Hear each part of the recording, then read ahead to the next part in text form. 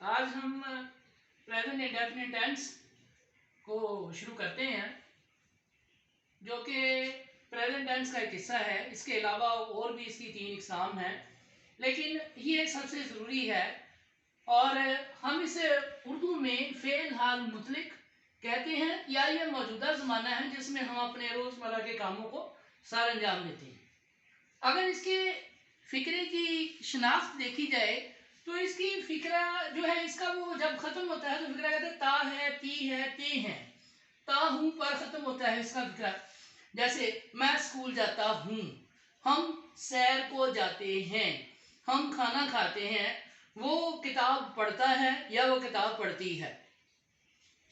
अब अगर इसके अंदर सिंपल सेंटेंसेस को देखा जाए तो सिंपल सेंटेंसेस में फर्स्ट पर्सन के लिहाज से इसमें आई और वी का जिक्र किया जाता है।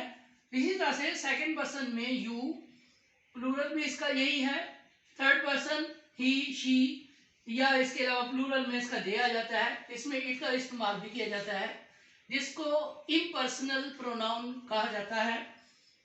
यानी मुराद होती है, इससे मुराद होती है कि जिसमें उसका कोई किसी चीज़ का जेंडर हमें मालूम ना हो, तो हम ये कहते हैं कि हम वहाँ पर इट का इस्तेमाल करेंगे।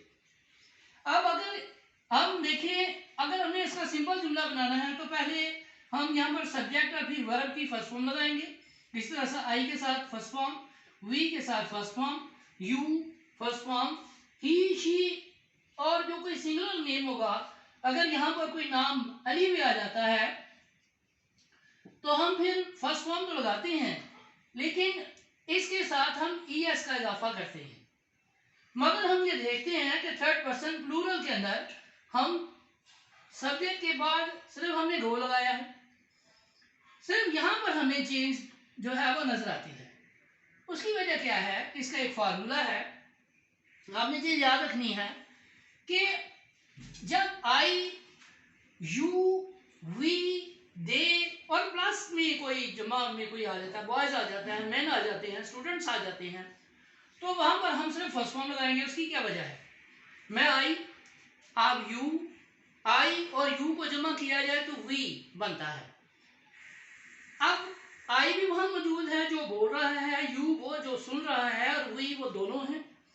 अब अगर कोई बाहर से, बाहर कमरे में से उनको कोई देखेगा, उनकी तरफ इशारा करेगा, तो वो कहेगा दे, मेन, पीपल, स्टूडेंट्स, बॉयज, ये कहेगा। अब वो यहाँ सारे वहीं पर मौजूद हैं जिनकी निशानदेही की गई, और जो बोल रहा है और जो सुन रहे हैं। इसलिए हम यहाँ पर फर्स्ट फॉर्म का इजाफा करते हैं। आपने देखा कि यहाँ आई के साथ फर्स्ट फॉर्म, वी के साथ फर्स्ट फॉर्म, यू के साथ फर्स्ट फॉर्म, और इसी तरह से यहाँ दे के साथ फर्स्ट फॉर्म लगी हुई है, जो मैंने जिनका जिक्र किया है। इसके अलावा जब हम इसका नेगेटिव बनाते हैं तो यहाँ हम आई के साथ डू नॉट, वी के साथ भी डू नॉट, यू के साथ भी डू नॉट, और यहाँ पर जो दे जो जमा है उसके साथ भी डू नॉट का इस्तेमाल करेंगे, जबकि हम ही और शी के साथ डज नॉट का इस्तेमाल करेंगे। इसकी वजह क्या है कि जो जिसका हम, अगर जैसे मैं आई हूँ, यू आप हैं, मैं अगर आपका नाम ले लेता हूँ या आपको ही कह देता हूँ, तो वो जो चीज़ है वो बदल जाती है, और ग्रामर के अंदर जो है वो बात आ जाती है, यानी एडवांटेज ले जाते हैं जो फर्स्ट फॉर्म वाले दे, यू, वी और आई। और ये हमने एक निशानी रखी हुई है इसमें कि अगर ही और शी अगर हो जाएगा तो उसके साथ ईएस का इजाफा कर दिया जाएगा। ये एक निशानी है, फर्क है इसमें। इसी तरह से इसके जो इंट्रोगेटिव यानी सवालिया जो फिक्रे हैं, उन सवालिया फिक्रों में जैसे आई है, वी है, यू है या दे है, यहाँ पर हम डू को पहले इस्तेमाल करेंगे और अंदर फर्स्ट फॉर्म का इजाफा करेंगे। इसी तरह से जो हमारे पास डज है, इसको हम ही, शी, इट या किसी सिंगुलर नेम यानी अली या अस्मा के साथ जो है वो लगाएंगे, और हम ये देखेंगे कि दोनों में जो दोनों है, डू या डज है, हम इसमें सिर्फ फर्स्ट फॉर्म का इस्तेमाल करते हैं, एस या ये इसका इजाफा नहीं करते। अब इसका फार्मूला जो पहले मैंने आपको बयान कर दिया है कि use first form with I, you, we, they, boys, man, students. यहां पर अगर नेगेटिव बनाएंगे तो डू नॉट, इंट्रोगेटिव करेंगे तो do, use first form with S या ES। इसी तरह से यहाँ ही, शी, अली, इट, यहाँ बॉय तो यहाँ बॉयज था, अगर यहाँ बॉयज था तो ये जमा थी। यहाँ सिमिलर है तो यहाँ पर क्या करेंगे एस, इसका इजाफा। इसी तरह से मैन और स्टूडेंट, यहाँ पर भी ऐसे ही डज नॉट इनके साथ इस्तेमाल करेंगे नफी के लिए, और अगर इसका क्वेश्चन मार्क बनाएंगे तो वो डज पहले आ जाए। ये बड़ा आसान है अगर आप इसे मेथोडिकली मेथड के साथ पढ़ते हैं और इन रूल्स को याद करते हैं, क्योंकि टेंसेस जो हैं वो रूल्स के ऊपर चलते हैं। टेंस में हम अपनी मर्जी नहीं करते। हमारे अक्सर स्टूडेंट जो हैं या ज़्यादातर जो लोग हैं वो जब इसका तर्जमा करने के लिए आता है, अगर वो आ जाता है मिसाल के तौर पर यहाँ पर मैंने दिया है कि मैं सुबह सवेरे उठता हूँ, तो आपने इसमें एम का इस्तेमाल नहीं करना, बल्कि इसमें जो है उठता हूँ वो एक लफ्ज है। जैसे कहते हैं गेट अप, सैर करना वॉक, बातें करना बातें करता है टॉक, वो बातें करता है ही टॉक्स, वो जाता है ही गोज। ये गो और जो टॉक है इसी में है का लफ्ज मौजूद होता है, और आप इसमें इज एम आर का इस्तेमाल नहीं करेंगे। अगर आप इसमें इज एम आर का इस्तेमाल करें तो फिर इसका जो मकसद है वो खत्म हो जाता है।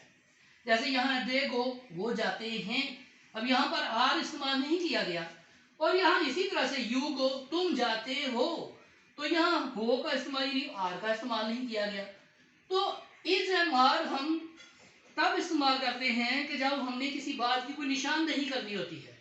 मैं कहता हूं तुम एक लड़के हो, यू आर ए बॉय, वहां पर हम इस्तेमाल करेंगे, यहां पर इस्तेमाल नहीं करेंगे। ये टेंसेस है। और इसी तरह से इसका एक इसकी रूल मेकिंग है, ये देखें आप, सब्जेक्ट वर्ब और ऑब्जेक्ट। अगर मैं पूछूं आपसे कि सब्जेक्ट क्या है इसमें, तो ये सब्जेक्ट है, आई, वी, यू, ही, शी, दे, ये सब्जेक्ट हैं। और अगर देखा जाए कि इसमें वर्ब क्या है, तो वर्ब साफ तौर पर जाहिर है कि गो, ठीक है, ये गो इसका जो है, यहाँ गो जो है ये इसका वर्ब है। अब इसमें अब ऑब्जेक्ट क्या है, ऑब्जेक्ट वो होता है जिसके लिए हम कोई फिक्रा लिखते हैं, इसके लिए कोई काम करते हैं। अब इसमें है कि तुम कॉलेज जाते हो, तो वो क्या होगा, यू गो टू कॉलेज। ये जो कॉलेज जो है ये इसका ऑब्जेक्ट है। ये भी बात बतानी जरूरी है कि इसमें आप ऑब्जेक्ट का इस्तेमाल भी रहते हैं, क्योंकि इसका फार्मूला ही है, इसका फार्मूला है SVO, सब्जेक्ट वर्ब ऑब्जेक्ट। और ये नीचे आपकी एक्सरसाइज के लिए कुछ फिक्रे दिए हुए हैं, ये आप देखें, इन्हें नोट करें और इन्हें खुद हल करने की कोशिश करें, और जो है इनका जवाब दें। बल्कि आपका रिस्पॉन्स जो है वो बहुत ज़रूरी है, ताकि पता चले कि आपकी वीकनेस क्या है। अगर आप अपनी वीकनेस बयान करेंगे, अगर आप इंटरेक्शन करेंगे, अगर मुझसे आप अपनी बातें शेयर करेंगे, तो मैं अपनी वीडियो को और मज़ीद बेहतर कर सकता हूँ, इम्प्रूव कर सकता हूँ। Thank you very much.